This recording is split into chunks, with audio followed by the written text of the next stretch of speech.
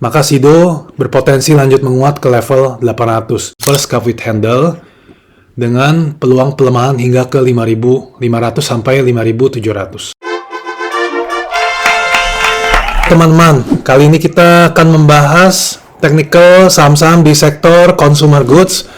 Kita lihat dulu seperti biasa pergerakan IHSG selama seminggu terakhir. Kita sempat gambarkan sebelumnya di lingkaran berwarna biru di atas ini di 7250. Jadi pada waktu itu kita informasikan bahwa kalau IHSG turun di bawah level ini, maka support jangka pendeknya sudah tertembus dan IHSG akan sulit kembali naik dengan cepat ke level target penguatan yang terdahulu di level 8.100. Nah, di minggu terakhir ini kita lihat sebenarnya IHSG kembali jebol ke support 7.100-nya. Walaupun memang bisa saja mantul dalam 1-2 minggu ke depan, tapi kalau IHSG tidak bisa segera pulih, maka kita lihat di sini pola yang dominan adalah pola double top. Nah, pola double top ini mempunyai pelemahan hingga ke level 6.850. Jadi itulah level yang harus kita jaga supaya kita tidak terlalu banyak membeli di atas. Kita coba untuk mulai. Saham pertama kita di sektor consumer goods adalah UNVR, Unilever Indonesia. Ini kita sudah sempat diskusi berulang-ulang, jadi ada pola bearish yang lumayan lama. Jadi sejak Maret 2022, sudah lebih dari 2 tahun, ini adalah pola rounding top. Ya, jadi kalau level 3.250 ini tertembus, maka peluang pelemahan UNVR ke level 2.000. Saat ini sudah 2.400, jadi sudah lebih dari setengah jalan untuk UNVR. Berikutnya kita ke ICBP, Indofood, CBP, Sukses Makmur. Nah, waktu itu kita gambarkan ada pola bullish inverse head and shoulder dengan target penguatan ke 13.400. Tapi untuk saat ini karena level 10.600 di sini, lingkaran biru bawah sudah tertembus, maka pola ini tidak akan terjadi. Jadi kita wait and see dulu untuk pola pembalikan arah berikutnya.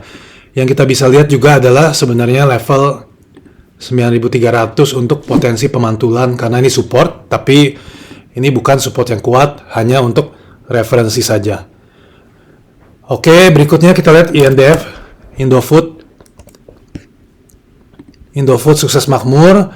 Ini juga sama karena sudah jebol dari level 6.300-nya di sini, maka penguatan dari pola bullish double bottom ini tidak akan terjadi. Nah, ini kita juga wait and see karena sudah turun di bawah sini, masih belum terlihat pola-pola bullish dalam jangka pendek, jadi mungkin kita lihat lagi 3-6 bulan berikutnya. Berikutnya kita lihat MYOR, Mayora Indah Tbk. Nah, kita lihat Mayora ini sebenarnya berada di titik penentuan 2.250 sampai 2.300. Kalau dia lanjut turun ke bawah, support ini tertembus, maka peluang pelemahannya ke 1.700 sampai 1.720. Sampai saat ini memang belum terlihat akan jebol, tapi biasanya seperti ini agak sulit untuk naik. Ya, kita lirik. Kalau ya bagi yang belum punya, kita lirik nanti 3-6 bulan lagi. Itu untuk MYOR.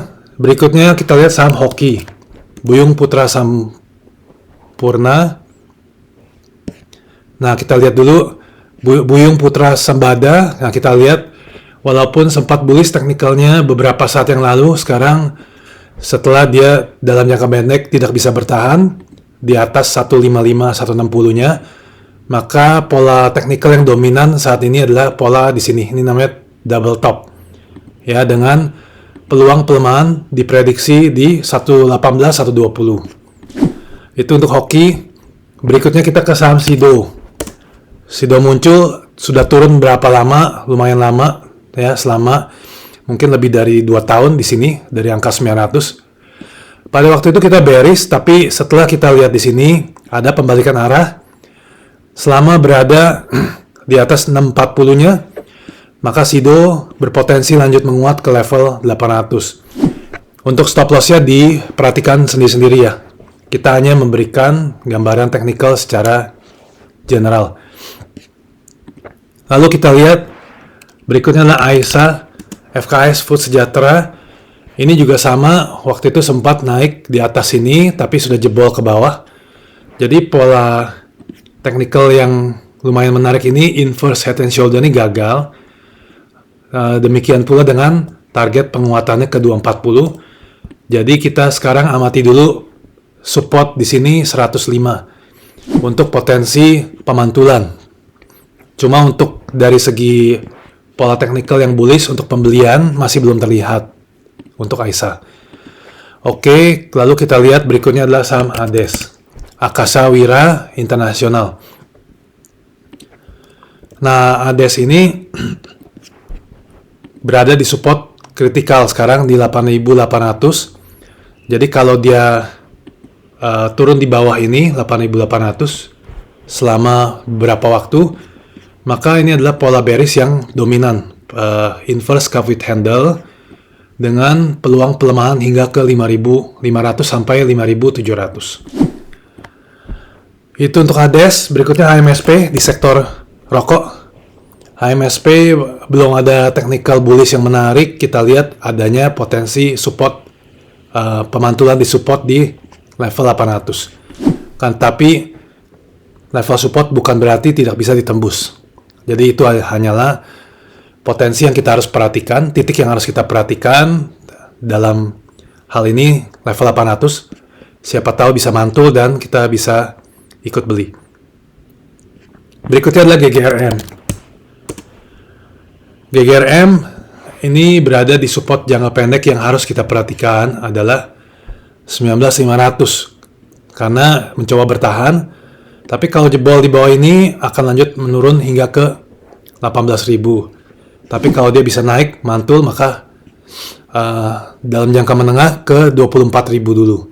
Cuma saat ini adalah level spec buy 19.500, bukan berarti akan bertahan, tapi ini adalah level yang lebih baik dibanding kita asal beli misalnya di level 23.000 atau 21.000 karena belum terlihat support yang menahan GGRM pada waktu itu.